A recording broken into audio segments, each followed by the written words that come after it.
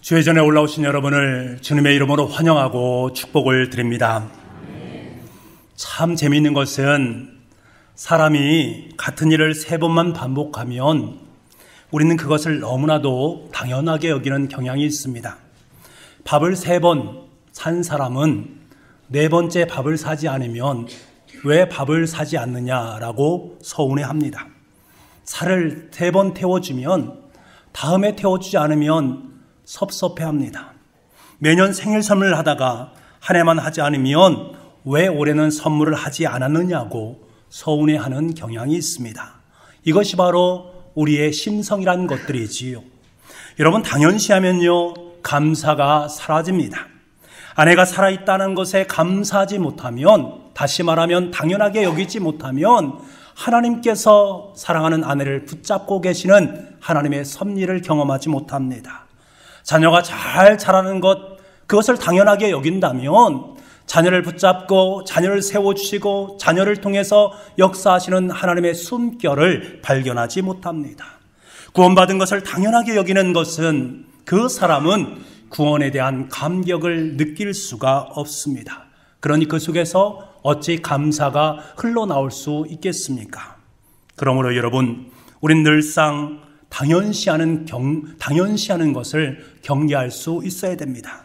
모든 것을 당연시하다 보면 불만이 끊어지지 않습니다. 당연시하면 감사를 모르고, 그러면 자신에게 주어진 모든 것들을 다 불평으로 열매를 맺는 모습을 보게 됩니다. 내게는 없는데 다른 사람에게는 있는 것, 모든 것이 불평의 요소로 남겨지게 되어집니다. 아마 이런 사람은 지구에 있는 모든 것들을 다 그의 손에 주어진다 해도 저 달에 있는 것을 주지 않음으로 말미암아서 불평하게 되어 있습니다. 사랑하는 성도 여러분, 하나님께서는 우리에게 감사하는 사람이 되라 라고 말씀하십니다. 감사하는 사람은 아름다운 사람입니다. 감사하는 사람은 다른 사람을 기쁘게 합니다. 감사할 줄 아는 사람은 다른 사람을 행복하게 만듭니다. 그 사람 곁에 가면 감사가 흘러넘침으로 말미암아 내 삶의 자리가 기쁨으로 가득 채워지게 됩니다. 그래서 하나님께서는 우리에게 감사하는 사람이 되라고 말씀하고 계십니다. 다니엘은 뛰어난 하나님의 사람이었습니다. 성령 충만한 사람이었고 하나님께 기도하는 사람이었습니다. 바벨론이라는 이방 땅에서 높은 관직에 올라서 하나님의 영광을 드러냈던 위대한 인물이었습니다. 그렇게 탁월한 그에게 더욱더 탁월한 것이 있으니 그것이 무엇인가? 하나님을 향한 신앙입니다. 그는 우상 숭배가 극심한 바벨론 정권 하에서 철저하게 하나님의 신앙을 믿고 의지하며 살아갔던 사람이었습니다. 그런데 여러분, 이러한 탁월한 사람 곁에는 늘 시기하고 그를 파멸시키려고 하는 사람들이 모여들게 되어 있습니다. 이들은 다니엘의 신앙심을 이용해서 다니엘을 파멸시키고자 하는 그 모임을 갖게 됩니다. 여러분, 우리에게도 이런 시간들이 있지 않습니까? 우리가 삶을 살다 오면 우리에게도 이런 날들이 있지 않습니까? 나는 하나님을 위해서 열심히 봉사하고 섬겼는데 죄 없이 십자가에 못 박히신 예수님처럼 하나님을 믿는 우리에게도 아무런 잘못이 없어도 핍박이 오고 어려움이 오는 모습들을 우리가 경험하지 않습니까? 지금 다니엘은 하나님의 사람이기 때문에 핍박을 받고 있습니다. 거룩한 핍박입니다. 오늘 말씀을 보면 다니엘을 음해하기 위해서 총리들과 고관들이 몰려듭니다. 이들은 다리오 왕에게 한껏 아첨을 한 다음에 법안 하나를 제출합니다. 그 법안의 내용을 보니까 30일 동안 모든 백성들이 다리오 왕에게만 절하고 기도하게 하시옵소서. 만약 그렇지 않는다면은 불경죄로 사자굴에 넣으면 되겠습니다 라는 그러한 법안을 올려놓습니다. 이것은 다리오 왕을 경배하는 것처럼, 다리오 왕이 최고입니다 라고 말하는 것처럼 보이는 법안처럼 보이지만 그 내면 깊숙이에는 다니엘을 향한 음모가 숨겨져 있습니다. 다리오 왕은 자신의 왕권을 강화하고 자신을 높이는 법안이라고 판단함으로 말미암아 즉각적으로 그 법안을 통과시킵니다. 당대 메대와 페르시아 제국에서는 왕은 신 같은 존재였습니다. 왕이 법안에게 조서에 도장을 찍는다라는 것은 신적인 존재이기 때문에 절대로 번복을 할 수가 없는 것입니다. 결코 변하지 않는 절대 구속력을 갖습니다. 그래서 왕조차도 그것을 함부로 할 수가 없었습니다. 다리오 왕은 결국 참소자들의 유혹에 넘어가서 다니엘을 사자굴에 몰아 넣을 수밖에 없습니다. 이제 다니엘에게 남겨진 것은 사자굴 속에서 죽는 일밖에 남겨진 것이 없습니다. 여러분, 지금까지 다니엘은 이 바벨론 땅을 위해서 얼마나 열심히 헌신하고 충성되온 삶을 살았습니까? 나라가 위기에 처할 때마다 다니엘은 위기를 극복할 수 있는 지혜를 그들에게 깨닫게 해주었습니다. 다니엘의 지혜로 말미암아서 제국은 더욱더 번창 인류의 길을 걸어갔습니다. 그런데 지금 다니엘은 그를 시기하는 사람들의 그 모임 때문에 모함을 받고 있고 결국에는 사자굴 속으로 들어갈 수밖에 없는 상황 속에 처해 있습니다. 여러분, 이 상황이 얼마나 비참합니까? 자기는 애쓰고 수고했는데 그 결과가 사자굴이라니 얼마나 비참한 그의 마음이겠습니까? 우리에게 이런 고난이 닥쳐온다면 우리는 발버둥 칠 것입니다. 이 고통을 해결해야 되는데 내가 무슨 잘못을 했느냐고 하나님 앞에 따질 수도 있습니다. 하지만 여러분, 다니엘을 보십시오. 다니엘은 하나님의 사람이었습니다. 우리 10절 말씀을 함께 보겠습니다. 10절 말씀입니다. 시작. 이 조서에 왕의 도장이 찍힌 것을 알고도 자기 집에 돌아가서는 윗방에 올라가 예루살렘에 향한 창문을 열고 전에 하던 대로 하루 3번씩 무릎을 꿇고 기도하며 그의 하나님께 감사하였더라. 아멘. 여러분, 이 조서가 왕의 도장에 찍힌 것을 알고도 라는 이 말이 너무나도 의미심장하게 다가오게 됩니다. 다니엘은 누구입니까? 왕 담관은 행정부의 최고 고위직의 3명 중에 한 사람이었습니다. 법령이 발표된다. 그 전에 이미 그 법령을 받아보았다라는 것들이지요. 이미 왕에게 제출된 법안이 자기를 죽이려 하고 있는 음모에 해당된다라는 것을 이미 그는 알고 있었다라는 거예요. 여러분, 보통 이럴 때 우리는 어떻게 행동합니까?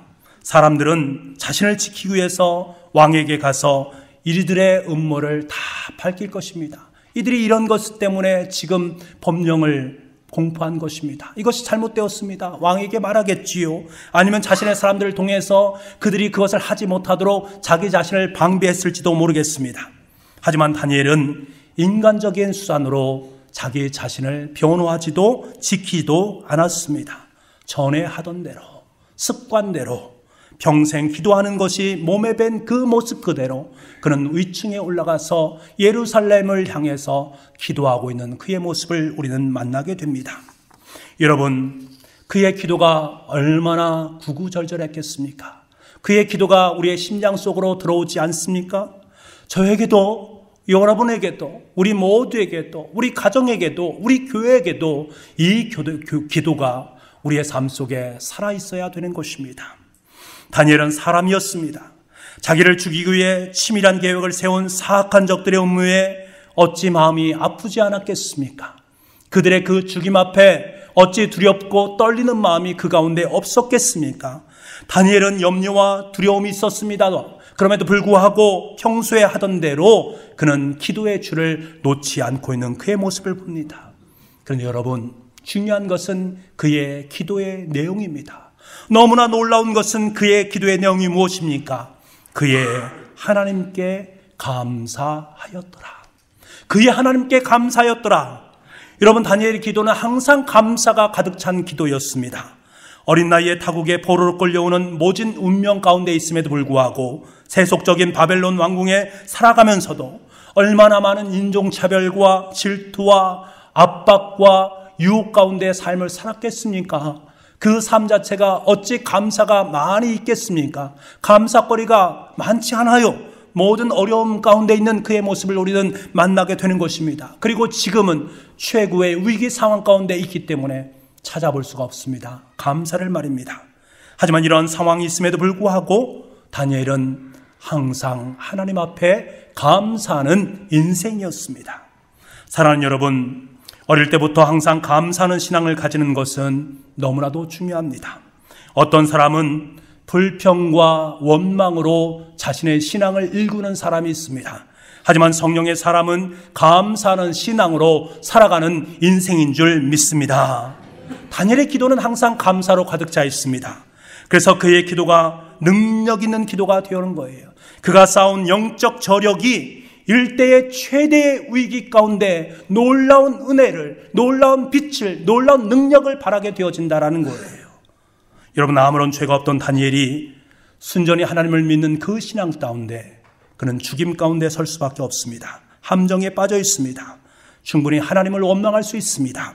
하지만 다니엘은 이 또한 하나님께서 허락하신 주권 속에 속해 있다. 하나님께서 허락하신 주권 아래에 있기 때문에 나 또한 이 속에서 불평불만보다는 하나님께 감사하노라 라고 선포하고 있는 것입니다. 자신을 향해서 하나님께 고백하고 있는 거예요. 여러분, 이것이 진짜 신앙 아닙니까? 이것이 진짜 감사 아니겠습니까? 도저히 감사할 수 없고 이해할 수도 없을 때 하나님의 선한 뜻을 믿습니다 라고 고백하면서 도리어 하나님 앞에 감사하는 신앙, 이것이 진짜 감사의 신앙 아니겠습니까? 여러분, 진짜 감사는 신앙, 믿음으로 살아가는 것을 말합니다. 사랑하는 성도 여러분, 자기를 함정에 빠뜨리려는 무서운 법령이 발표된 것을 알고도 변함없이 하나님 앞에 나아가 기도하는 그 다니엘의 초연함과 담대함을 우리 또한 본받기를 간절히 소망합니다. 그가 30일 동안만 기도를 공개적으로 하지 않으면 됩니다. 아마 하나님 앞에 이렇게 기도할 수 있습니다. 하나님, 30일 동안만 좀 참아주십시오. 제가 30일 동안 이 마음을 다해서 하나님께 기도하겠습니다.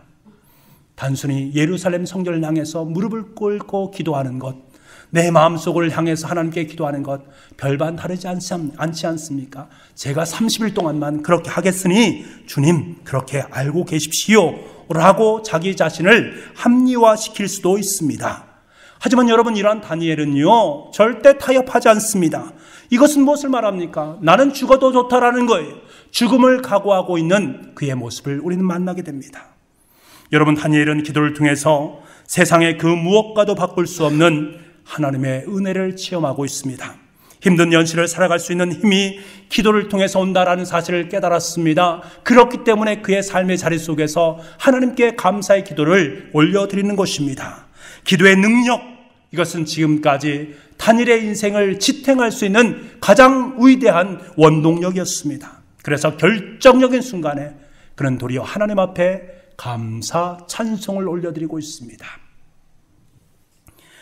저는 다니엘을 묵상하면서 계속해서 사도 바울이 떠올랐습니다. 사도 바울도 다니엘과 똑같은 경험을 했거든요. 지금 그는 차가운 옥중에 있습니다. 바울 또한 다니엘과 마찬가지로 하나님을 위해서 최선을 다했습니다. 헌신의 삶을 살았습니다. 그 결과 그는 감옥에 있습니다. 그런데 바울은 도리어 그 옥중에서 기뻐하고 있습니다. 옥중에서 도리어 그는 감사하고 있습니다. 바울의 감사는 환경을 초월한 감사요, 사건을 초월한 감사입니다. 여러분, 그의 고백의 소리를 한번 들어보십시오. 저는 이 고백이 저와 여러분의 고백이 될 수 있기를 원하는데요, 빌립보서 4장 6절 말씀입니다. 우리 함께 보겠습니다. 빌립보서 4장 6절입니다. 시작. 아무것도 염려하지 말고 다만 모든 일에 기도와 간구로 너희 구할 것을 감사함으로 하나님께 아뢰라. 아멘. 여러분, 지금 바울은 차디찬 옥중에 있습니다. 언제 죽을지 모르는 절체절명의 위기 가운데 있습니다. 터질 듯한 슬픔의 자리에 있습니다. 그러면서도 그는 아무것도 염려하지 마라. 기도하면서, 간구하면서 하나님 앞에 기도하라 라고 말하고 있습니다. 저는 이 사도 바울의 상황을 묵상하면서 만약 하나님께서 저의 삶 가운데 이러한 상황을 주신다면 나는 어떻게 할까? 과연 이러한 기도를 올려드릴 수 있을까? 저도 바울과 같이 기도할 수 있을 것 같아요. 우리 교우들을 위해서 이렇게 기도하라고 권면할 수 있을 것 같아요. 하나님께서 이 상황을 빨리 좀 해결해 주십시오. 교우들에게 나 좀 어떻게 해달라고, 좀 어떻게 탄원 좀 하십시오. 함께 모여서 합심기도 좀 해주십시오 라고 기도를 요청할 수 있을 것 같아요. 지금 이 자리까지는 할 수 있을 것 같아요. 그런데 문제는 그 다음이었습니다. 저의 눈에 도돌새김으로 돌아오는 것이 무엇인가 하면 감사함으로라는 단어입니다. 감사함으로 하나님 앞에 아뢰긴 아뢰는데 그 아뢰이라는 것들이 감사함으로 아뢰는 것, 이것이 저에게는 너무나도 큰 부담으로 다가왔습니다. 정말 나는 감사함으로 기도할 수 있을까? 흉내내는 그런 감사가 아니라 내 마음속 깊은 곳에서부터 주님께로 향하는 그 감사의 기도를 올려드릴 수 있을까? 옥중에서 내 목숨이 아사지는 그 상황 속에 있음에도 불구하고 내가 정말로 하나님 앞에 이 또한 감사합니다, 이 또한 모든 것이 하나님의 주권 속에서 이루어지는 것입니다 라고 고백하면서 감사할 수 있을까? 여기까지는 아니할 수 있다 라는 생각이 드니까 저의 마음이 너무나 위축되었습니다. 그래서 하나님께 기도드렸습니다. 하나님, 바울과 다니엘과 같은 상황 속에 있다 할지라도 감사할 수 있는 용기를 주십시오. 감사할 수 있는 힘을 주십시오. 하나님께 힘을 주셔야만이 제가 그렇게 기도할 수 있을 것입니다. 하나님, 그렇게 힘을 주시옵소서. 간절하게 기도를 드렸습니다. 여러분, 고난의 대가인 바울 앞에서 고난은 더 이상 문제가 아니었습니다. 그것은 감사였습니다. 그가 범사에 감사할 수 있던 이유가 무엇입니까? 고난의 현장인 그 옥중이 바로 예수 그리스도의 품이었기 때문에 그렇습니다. 인 그리스도, 예수 그리스도 안이었기 때문에 이것이 바로 감사의 원천이었다라는 거예요. 지금 바울은 주님 품에 있으면서 차디찬 감옥에 있으니 주님 품에 있는 것처럼 여겨짐으로 말미암아서 그것은 따뜻한 하나님의 품이 될 수 있는 것입니다. 주님의 품에 있으니 안전하지요. 주님의 품은 능력의 품이지요. 그러니 그의 삶의 자리가 옥중에 있다 할지라도 어찌 감사의 기도의 자리로 바뀌지 않을 수 있겠느냐라는 거예요. 사랑하는 성도 여러분, 우린 지금 어디에 있는가가 중요하지 않습니다. 내가 지금 누구와 함께하고 있느냐가 중요합니다. 내가 누구 안에 있느냐, 누구 품에 안겨 있느냐, 이것이 우리에게 정말 중요한 것입니다. 바울은 주님 안에 있기 때문에 감옥이 더 이상 문제가 되지 않았습니다.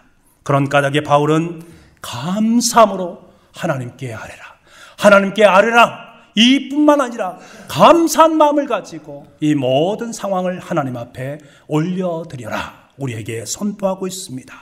저와 여러분의 삶의 태도, 기도의 태도, 또한 감사의 모든 조건들이 정말로 하나님 앞에 감사로 올려드릴 수 있기를 간절히 소망합니다.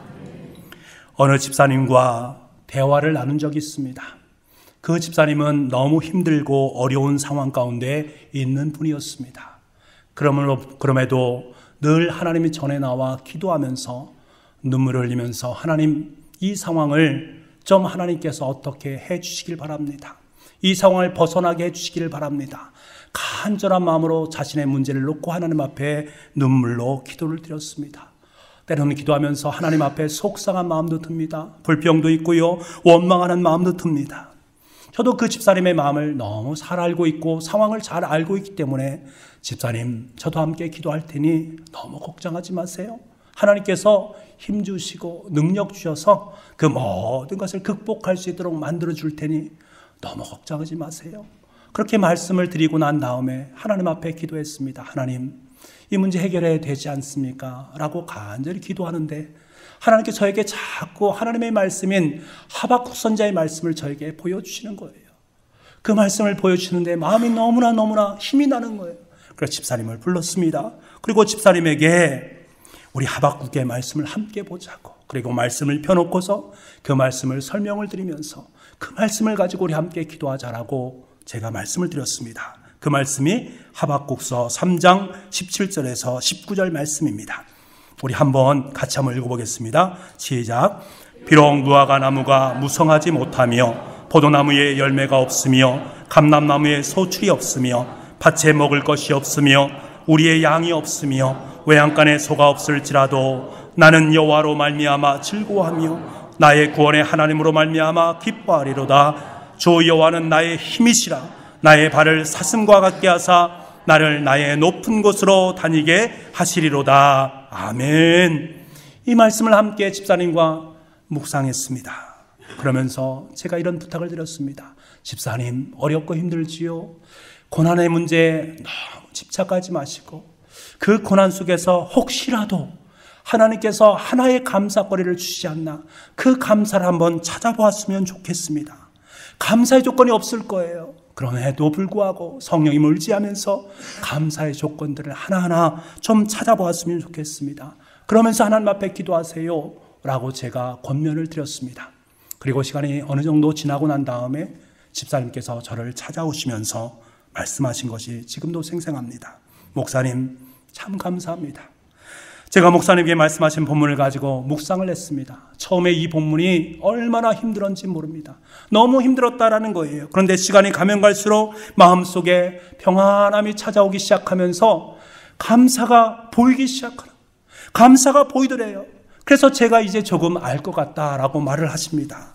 지금까지 저는 모든 초점이 저의 문제에만 고정되어 있었는데 묵상을 하면 할수록 성령님께서 여호와로 말미암아 구원의 하나님으로 말미암아 이 단어를 너무나도 크게 부각시키시는 거예요. 그 단어를 보면서 그거에 초점을 맞추면서 기도할 수 있도록 만들어주시는 성령님의 마음을 느끼기 시작합니다. 이렇게 기도하면서 나갔더니 글쎄 하나님께서 제 마음속에 감사의 것들을 하나하나 보여주시는데 너무나 감사했습니다. 여호와로 말미암아 기뻐하라, 구원의 하나님으로 말미암아 즐거워하라. 이 말씀이 무엇을 의미하는지를 조금씩 깨닫게 되었다는 거예요. 그러면서 너무나도 감사하다고 고백합니다. 그러면서 말씀하신 그것이 지금도 생생하게 기억납니다. 목사님, 이제 살 것 같습니다. 목사님, 이제 살 것 같습니다. 이렇게 말씀하시면서 눈물을 그렁그렁 흘리시는 그 집사님의 손을 붙잡고 함께 감사의 기도를 드렸던 적이 있습니다. 여러분, 그렇습니다. 감사할 수 있느냐 없느냐 환경이 문제가 아니란 말입니다. 그것은 바로 마음의 문제입니다. 우리가 경계해야 되는 것은 마음속에 있는 병든 것들입니다. 마음의 뿌리가 병들게 되면 환경에 대한 모든 것들이 불평과 원망으로 드러날 수밖에 없습니다. 그 결국은 좌절이고 낙담일 수밖에 없습니다. 하지만 여러분, 그 병든 마음의 뿌리 속에 여호와로 말미암아 구원의 하나님으로 말미암아 라는 거룩한 주님의 말씀이 들어가기 시작하면 상황 속에서 역사하시는 하나님의 손길이 보이기 시작하는 거예요. 그 하나님의 것들 속에 담겨져 있는 감사가 내 삶 속으로 들어오게 되는 것입니다. 급기야 여호와로 말미암아 구원의 하나님으로 말미암아 우리는 힘을 얻게 됩니다. 그러면 기적같이 입술을 통해서 감사의 고백이 흘러나오게 됩니다. 하나님, 이제야 살 것 같습니다. 하나님, 이제야 살 것 같습니다. 저와 여러분의 인생의 고백이 바로 이 고백이 될 수 있기를 간절히 소망합니다. 이보다 더 아름다운 고백이 어디에 있겠습니까? 사랑하는 북부가족 여러분, 하나님은 감사하는 사람을 너무나도 귀하게 여기십니다. 사랑에 감사가 없다면 그 사랑은 행복해질 수가 없습니다. 봉사 속에 감사가 없다면 그것은 고역에 불과합니다. 예배 속에 감사가 없다면 그것은 하나의 예식에 불과합니다. 찬송 속에 감사가 깃들여지지 않다면 세상 노래와 별반 다르지 않습니다. 우리의 인생의 길에 감사가 깃들여지지 있지 않다면 우리의 인생의 길은 황무한 사막길이 될 수밖에 없습니다. 여러분, 감사는 저와 여러분을 행복하게 만듭니다. 다니엘은 그의 하나님께 감사하였더라. 감사를 통해서 세상과 그 무엇과도 바꿀 수 없는 하나님의 은혜를 짙게 경험했습니다. 사도 바울은 감사함으로 하나님께 아뢰라, 이 감사를 통해서 고통 속에 있는 그러면서 참된 기쁨을 더욱더 짙게 경험할 수 있었습니다. 하박국 선지자는 아무것도 없는 중에 감사했습니다. 그 감사를 통해서 자신의 발을 사슴과 같이 높이 달릴 수 있는 능력으로 초청하시는 하나님의 위대한 손길을 경험했습니다. 사랑하는 북부가족 여러분, 오늘은 추수감사 주일입니다. 지난 2017년도의 삶을 바라볼 때 어찌 보면 우리의 인생 속에 다니엘의 모습도 담겨 있고 사도 바울의 모습도 담겨 있고 하박국 선지자의 삶의 모든 것들이 다 담겨 있습니다. 때로는 고통이 있었고 슬픔도 있었고 힘듦도 있었고 눈물로 우리의 삶의 자리 속에 사리가 다가올 수도 있었습니다. 하지만 저와 여러분은 그 속에서 하나님 앞에 감사를 드릴 수 있습니다. 왜 그렇습니까? 다니엘이 고백한 그의 하나님께 감사하였더라. 나의 하나님께, 내 인생의 아버지 되시는 하나님께 감사드렸더라. 이 고백이 우리의 삶의 실상이었기 때문입니다. 그의 하나님께 감사하더라. 그의 하나님께 감사하더라. 여러분, 이 시간에 우리 고백할 수 있으면 좋겠습니다. 우리의 상황, 우리의 여건, 그 모든 걸 다 뒤로하고 우리 이렇게 고백했으면 좋겠습니다. 그의 하나님께에다가 여러분의 이름을 넣어서 고백할 수 있기를 원합니다. 누구누구의 하나님께 감사하더라. 고백하겠습니다. 시작. 재환이의 하나님께 감사하더라. 아니, 더 크게요. 여러분의 마음을 다해서 함께 다시 한번 고백하겠습니다. 재환이의 하나님께 감사하더라. 시작. 재환이의 하나님께 감사하더라. 아멘. 사랑하는 성도 여러분, 어떤 상황 속에서도, 어떤 사건 속에서도 하나님으로 인해서 감사할 수 있기를 간절히 소망합니다. 하나님 우리의 아버지가 되십니다. 우리를 구원하신 아버지가 되십니다. 그분 우리를 품으로 품어주십니다. 이 사실을 확신하면서 나아가는 삶, 이것이 바로 추수감사주의를 통해서 하나님께서 저와 여러분 속에 들려주시는 주님의 음성인 줄 믿습니다. 이 가을 추수감사주일에 감사가 더욱더 짙어지게 도와주시고 감사거리가 여러분의 인생 가운데 차고 넘칠 수 있기를 간절히 소망합니다. 기도하겠습니다. 오곡백발을 우리에게 허락하신 하나님 아버지, 풍성한 열매를 주신 아버지 하나님, 우리의 영혼을 더욱더 귀하게 여기시는 하나님 아버지, 참으로 감사합니다. 우리가 어떤 상황 속에 있다 할지라도, 어떤 사건 속에 놓인다 할지라도 하나님으로 인해서 늘 감사와 기쁨이 차고 넘칠 수 있는 우리의 생이 될 수 있도록 주님 은혜 허락하여 주옵소서. 추수감사주일에 우리의 감사가 더욱더 짙어지게 도와주시고 우리의 인생 속에 감사거리가 흘러넘침으로 말미암아 하나님으로 만족합니다. 하나님께 감사합니다. 내 인생을 주님 앞에 드립니다. 기뻐 음양하여 주옵소서. 아름다운 고백을 감사로 드릴 수 있는 우리가 될 수 있도록 주님 은총 베풀어 주옵소서. 모든 말씀을 예수님의 이름으로 기도하옵나이다. 아멘.